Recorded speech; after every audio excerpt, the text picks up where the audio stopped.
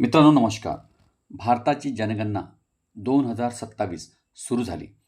यामध्ये पहिला टप्पा हा घर यादी व घरगणना करायची आहे.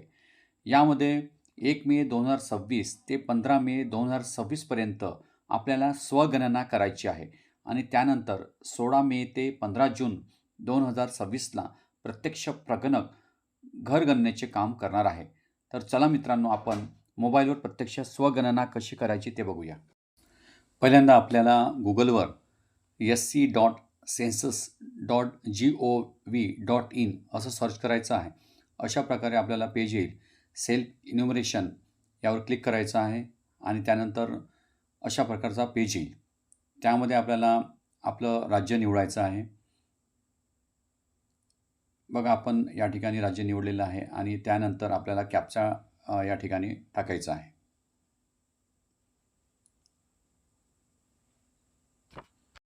कॅप्चा टाकल्यानंतर अशा प्रकारचा या ठिकाणी पेज येईल आणि त्यानंतर आपल्याला ओके करायचं आहे. यानंतर अशा प्रकारचा पेज येईल. त्यामध्ये आपल्याला स्टेट निवडलेलंच आहे आपण. त्यामध्ये आपल्याला आपल्या कुटुंब प्रमुखाचं नाव या ठिकाणी लिहायचं आहे आणि त्यानंतर आपल्याला त्याच्याखाली मोबाईल नंबर आपल्याला टाकायचा आहे आणि त्यानंतर ईमेल. मोबाईल हा आपल्याला एकदाच वापरता येईल.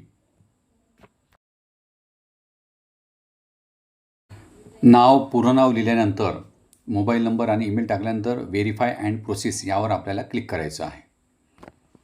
अशा प्रकारे आपल्याला एक OTP येईल आणि इथे आपल्याला OTP टाकायचा आहे.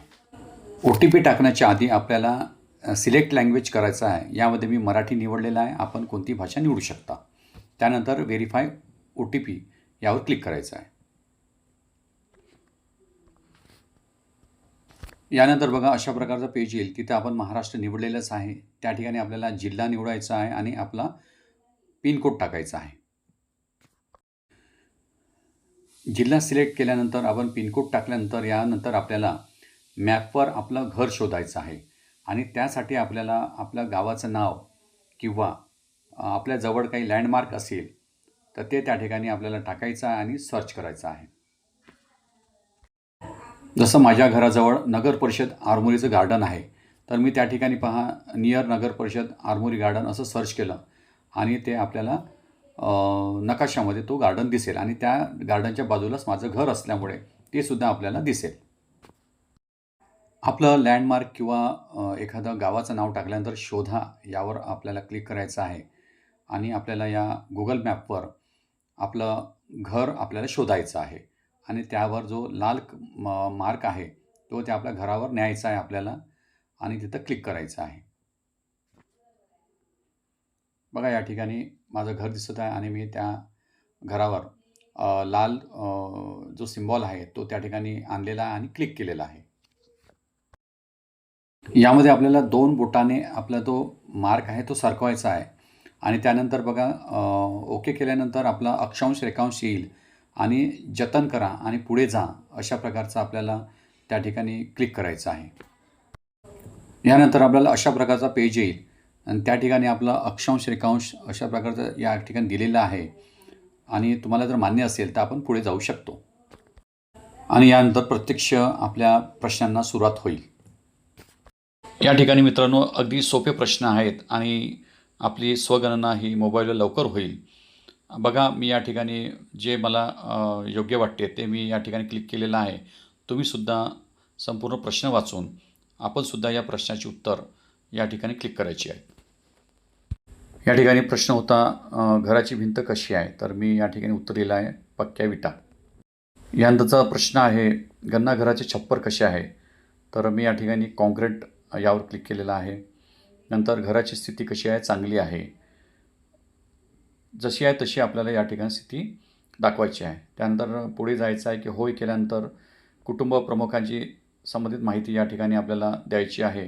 या कुटुंबात सामान्य निवास करणाऱ्या व्यक्तींची एकूण संख्या किती आहे, मी ते 4 दिलेली आहे. त्यानंतर कुटुंब प्रमुखाचे नाव आपण आधीच या ठिकाणी टाकलेलं होतं, त्यामुळे डिफॉल्ट या ठिकाणी आलेलं आहे. त्यानंतर आपण कुटुंब प्रमुखाचे नाव जे लिहिले आहे, मराठीत लिहिले आहे की इंग्रजीमध्ये लिहिले आहे ते आपण या ठिकाणी लिहायचं आहे. मी इंग्रजीमध्ये लिहिल्यामुळे आपल्याला या ठिकाणी इंग्रजी असं लिहायचं आहे.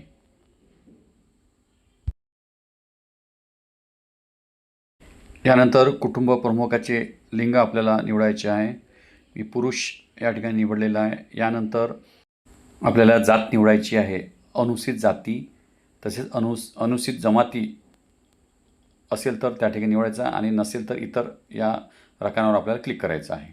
यानंतर या घराच्या मालकीची हक्काची स्थिती आपल्याला निवडायचं आहे. मी स्वतःचे असल्यामुळे स्वतः निवडलेलं आहे. यानंतर निवासयोग्य खोल्यांची संख्या आपल्याला या ठिकाणी टाकायचं आहे.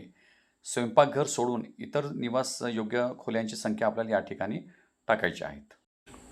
यानंतर या कुटुंबात राहत असलेल्या विवाहित जोडप्यांची संख्या आपल्याला या ठिकाणी टाकायची आहेत.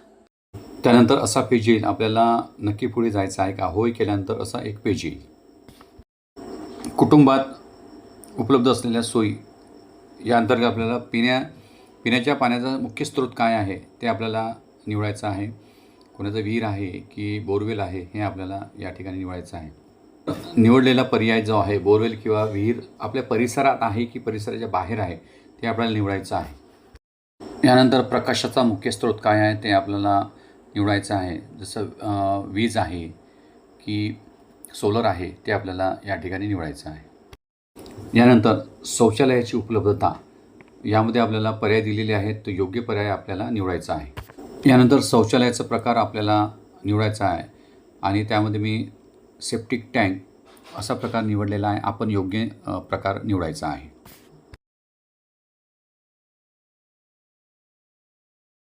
यानंतर सांडपाणी सोडण्यासाठी जोडलेली व्यवस्था या ठिकाणी योग्य पर्याय आपल्याला निवडायचा आहे. मी बंद गटार हा प्रकार निवडलेला आहे.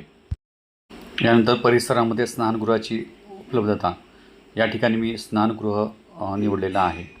नंतर स्वयंपाकघरामध्ये स्वयंपाक करत असल्यास LPG जोडणी आहे का आणि नसेल तर आपण नाही यावर क्लिक करा आणि असेल तर आहे यावर क्लिक करायचं आहे. यामध्ये बाकीचे पर्यायसुद्धा आहेत. ते आपल्याला योग्य जे आपल्यासाठी लागू आहे ते आपण निवडून त्या ठिकाणी क्लिक करायचं आहे.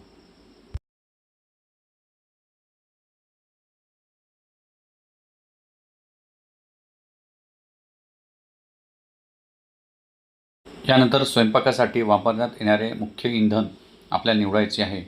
मी या ठिकाणी LPG हा पर्याय निवडलेला आहे. योग्य असल्यास पुष्टी करा आणि होय करा.